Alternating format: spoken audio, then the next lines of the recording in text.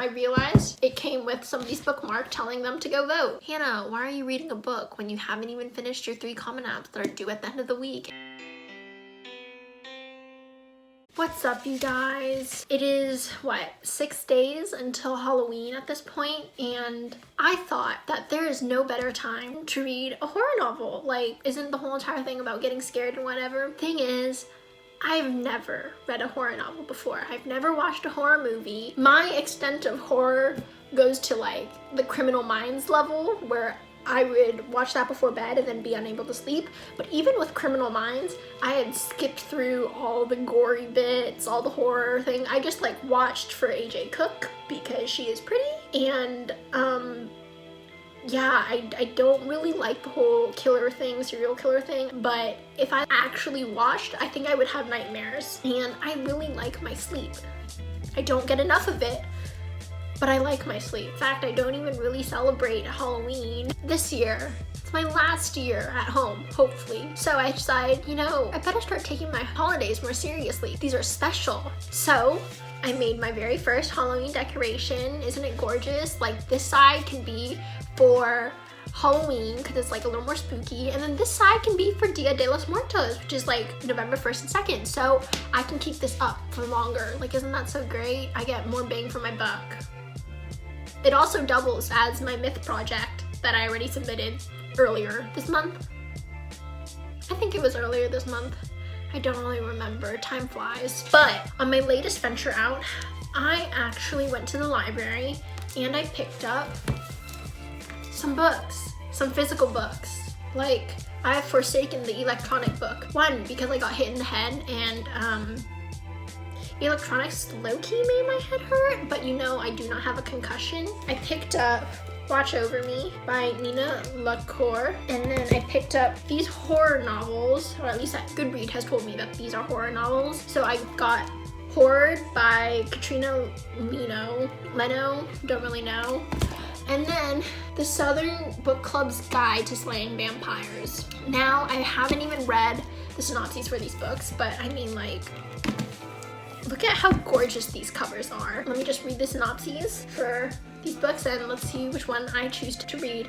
Hopefully in time for Halloween. Halloween's on the 31st. Hopefully, let's get this up by the 31st. I have a goal in mind, even though my college apps are due the next day. Option number one, we have Watch Over Me. Mila is used to being alone. Maybe that's why she said yes. Yes to a second chance in this remote place among the flowers and the fog and the crash of waves far below. But she hadn't known about the ghosts. Newly graduated from high school, Mila has aged out of the foster care system. So when she's offered a teaching job and a place to live on an isolated part of the Northern California coast, she immediately accepts. Maybe she will finally find a new home, a real home. The farm is a refuge, but it's also haunted by the past, and Mila's own memories are starting to rise to the surface. I mean, ghosts, right? That's a Halloween thing. Option number two, we have Horrid. Is this grief, mental illness, or something more horrid? Following her father's death, Jane North Robinson and her mom, Ruth Ellen, moved from sunny California to the dreary, dilapidated old house in Maine, where Ruth grew up. All they want is a fresh start. But behind North Manor's doors lurks a history that leaves them feeling more alone and more tortured. As the cold New England autumn arrives and Jane settles into her new home, she finds solace in old books and memories of her dad. She steadily begins making friends, but Jane also faces bullying from the residents, bad seed, and struggles to tamp down her own worst nature in response. Ruth seems to be spiraling with the return to her childhood home, but she won't reveal why. Then Jane discovers that the storage room Ruth has kept locked isn't for storage. It's a little girl's bedroom, left untouched for years, and not quite as empty of inhabitants as it appears. Spooky. Also, a gorgeous cover. Like, I'm really digging the artwork here.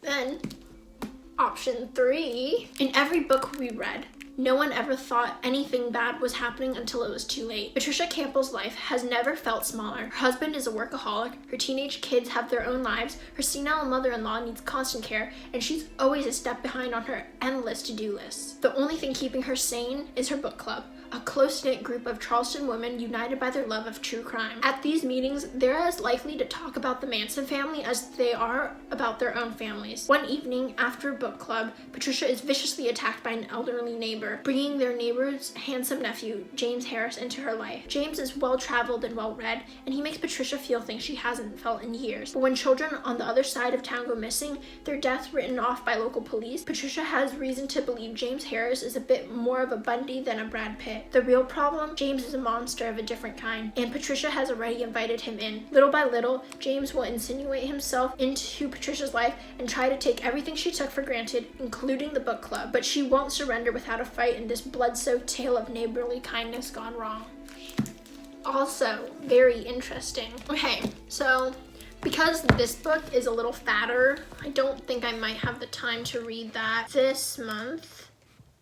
Although it seems very interesting, Southern Book Club's Guide to Slaying Vampires.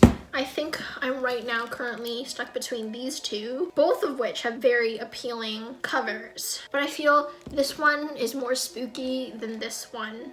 So I think we have ended up with Horrid being the read of the week. After I finish my homework, we're gonna get started on this book. It is currently 9:30. I finished my homework, exercised, took a shower, got ready for bed, ate really great Korean food for dinner. I could probably go in and do more homework, but do I want to? Oh well, we'll just see if I can get this book done within the next couple of days. So I'm gonna get to reading. I'm gonna try and get to page 100. It's 322 pages, so if I get to page 100, that should take me around an hour and a half. So just in time for bed, and I'll catch you guys tomorrow with a little update on how this is going. Okay, so it's the morning after, and last night I was a little ambitious and I was a little bit of an overachiever, and instead of stopping at page 100 like I said I would, I got to page 200.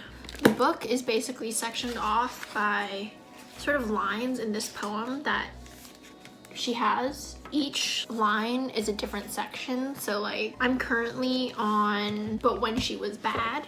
I've almost finished the book, so I definitely think I'll be able to finish it today. I'll achieve my goal of reading my first horror novel before Halloween comes, which is cool, fun, and exciting. It's actually a really good book, pretty creepy. I definitely don't know where this is going, but the spook factor is quite intense. I have to go to class now, but I will catch you later. Hello.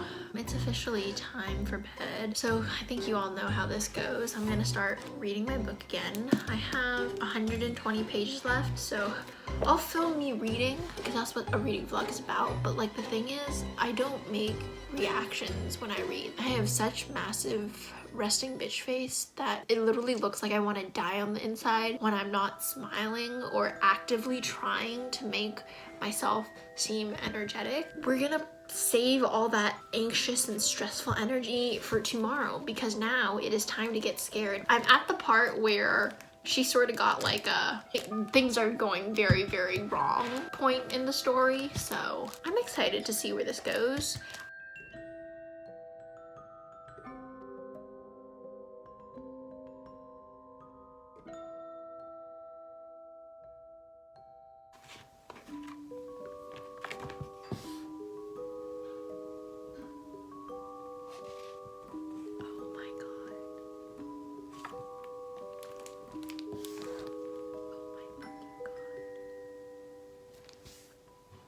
Is it bad that even though I know that this is a horror novel, I still wanted a happily ever after? I was not prepared for that ending.